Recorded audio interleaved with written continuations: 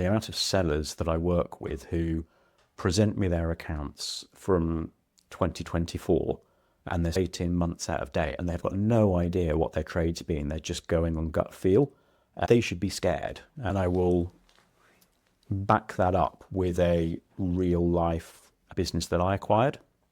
So I think it was my fourth or fifth acquisition that I did, but I found a really great company at how much the turnover was, but it was over 1 million, under 2.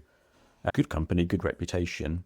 And I looked at it, we saw numbers, made an offer.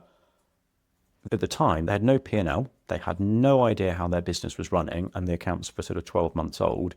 The only way that they knew that their business was doing well or not was because they had cash in the bank and they could pay everyone at the end of the month. That was it, quite a scary position to be in.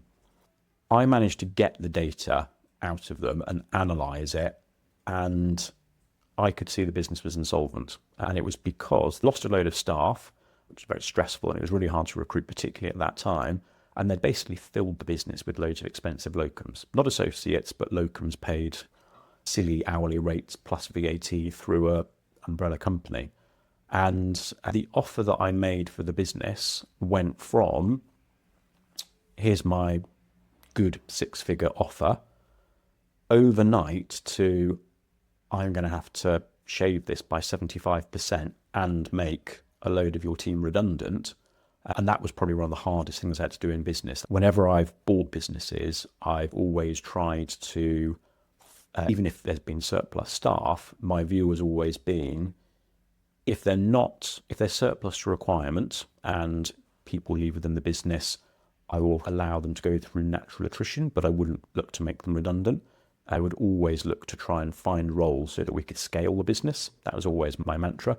I never think it's a good idea to go into a service-based business and cut people. This was the only business that I did that with, and I had to. It was the only way to preserve the company. But that all could have been avoided had the numbers been reviewed 6 months, 12 months, 18 months earlier, because the owner would have known the direction the business was going in and could have made different decisions. So I'm always looking at businesses at the point where they're looking to sell, but you need those numbers to run a business. And I remember when the early days of building up my business, we'd have a 2 or 3 month lag to get management accounts. And even that, the amount of things that could happen, go wrong, you could overspend in 3 months, especially at scale. If it's a £100,000 business and the problems are smaller, but when you're 1 million, 2 million plus turnover, those problems compound. You give everyone a small pay rise at the same time, and suddenly you're out of business. So yeah, keeping an eye on the numbers is a non-negotiable for me.